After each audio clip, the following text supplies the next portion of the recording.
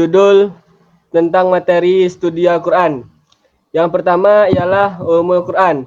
Definisi Ulumul Quran ialah ilmu yang membahas segala sesuatu yang berkaitan dengan Al-Quran. Tujuan Ulumul Quran adalah agar umat Islam mampu memahami isi Al-Quran secara menyeluruh. Tidak hanya dari sisi teks tetapi juga konteks. Misalnya memahami asbabun nuzul dengan cara mengamalkan apa yang ada yang telah dijelaskan oleh Al-Quran. Ruang lingkup ilmu Al-Quran terdiri dari beberapa macam. Yang pertama yaitu ilmu asbabun nuzul, yang kedua tafsir, yang ketiga yaitu pemahaman yang mendalam tentang Al-Quran. Selanjutnya yaitu tantangan dalam penafsiran Al-Quran.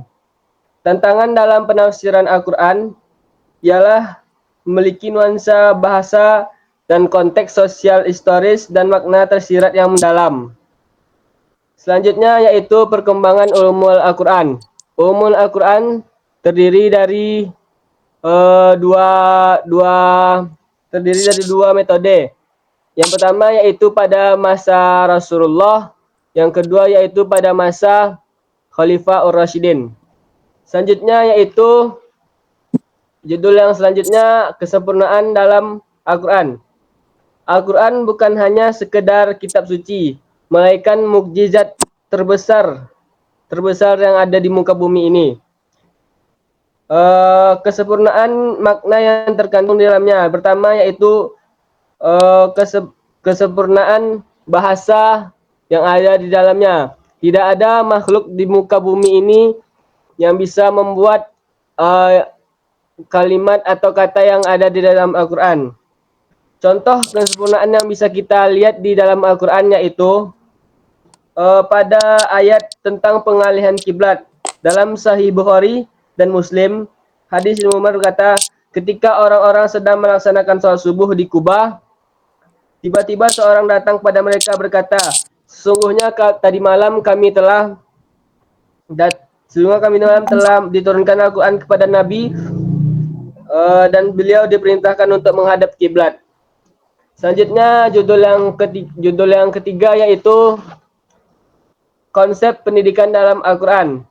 Jika melihat ke belakang, keadaan pertama kali Al-Quran diturunkan, maka akan ditemui masyarakat Mekah yang penuh dengan berbagai problem sosial.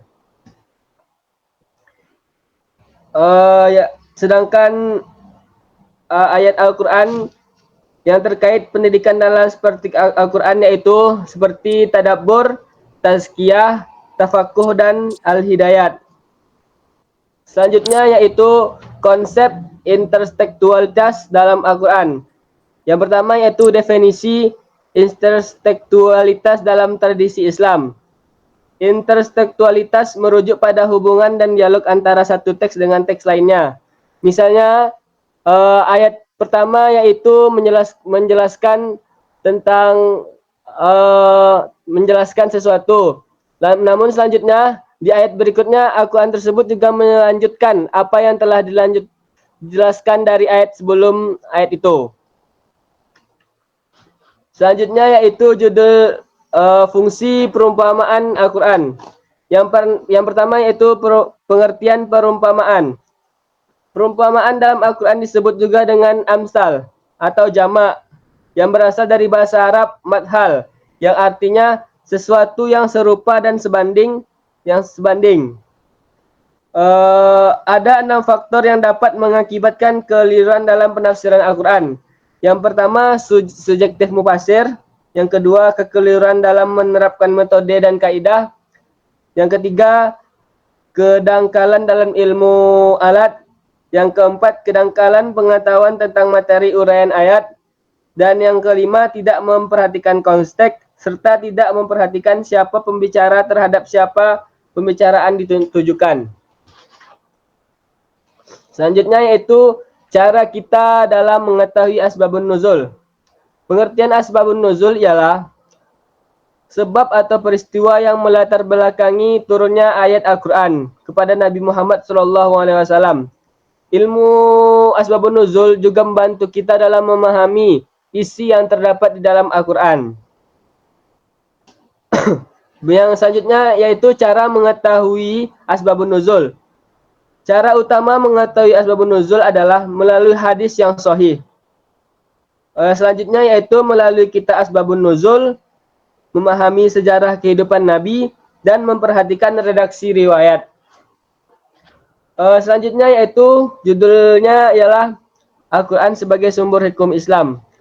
Pengertian Al-Quran secara harfiah ialah Al-Quran yang berasal dari bahasa Arab yang kata kerjanya adalah qara'a yaqra'u, yang berarti membaca.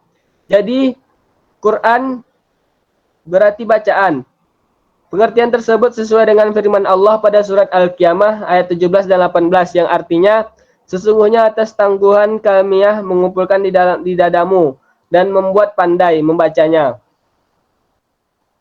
Kedudukan Al-Quran sebagai sumber hukum Islam. Merujuk pada pembahasan para ulama, ada yang membagi hukum yang terkandung dalam Al-Quran menjadi 3 sebagainya pernyataan. Wahbah Zuhaili di dalam kitab Usul Fiqh Al-Islamiyah yang juga dikutip oleh Ernawati di antaranya. Yang pertama yaitu hukum akidah atau i'tikadiyah. Yang kedua hukum etika yaitu atau hulukiyah. Yang ketiga hukum amaliyah atau amaliyah. Adapun macam-macam dari hukum yang terkandung dalam Al-Quran ialah yang pertama wajib, yang kedua sunnah, yang ketiga haram, yang keempat makruh, dan yang terakhir ialah mubah. Selanjutnya peran asbabun nuzul dalam menafsirkan Al-Quran. Yang pertama ialah peran asbabun nuzul terhadap kontekstualitas ayat Al-Quran. Kontekstualisasi adalah suatu metode interpretasi yang digunakan dalam menghubungkan orientasi konteks pembaca dengan isi teks tertulis. Hikmah mempelajari asbabun nuzul dalam mempelajari Al-Quran dapat dirumuskan sebagai berikut. Yang pertama, untuk memahami peran dan hikmah sebagai penunjang hukum syariat, serta langkah dasar dalam menetapkan hukumnya. Yang kedua, sebagai penolong saat memahami maksud dari ayat-ayat Al-Quran, serta menyimpingkan ketidakjelasan ayat tersebut. Selanjutnya yaitu sebagai alat dalam mengkerucutkan maksud suatu hukum, menjadi metode dalam memperluas pemahaman, untuk mengetahui kondisi sejarah pada zaman Nabi dan perkembangan umat muslim dari masa ke masa, dan yang terakhir untuk mengetahui tujuan ayat tertentu. Selanjutnya yaitu judul yang terakhir ialah konsep takdir dalam Al-Quran. Dalam analisisnya terhadap semantik Al-Quran, Isudzu melakukan penelusuran makna dasar pada sebuah kosakata dalam kamus-kamus bahasa Arab klasik Toshihiko Isuzu tahun 1997 halaman Ibnu Madzur dalam kitabnya mengatakan bahwa Qadarah merupakan salah satu sifat Allah yaitu Al-Qadir yang berasal dari kata Al-Qadrah atau kekuasaan dalam At-Takdir ketetapan atau Ibnu Madzur. Sama halnya dalam kamus Al-Mu'jam Al-Wasit bahwa takdir bermakna penetapan, merupakan bentuk dari kata Al-Quran bersinonim dengan kata Al-Qad'a atau ketetapan.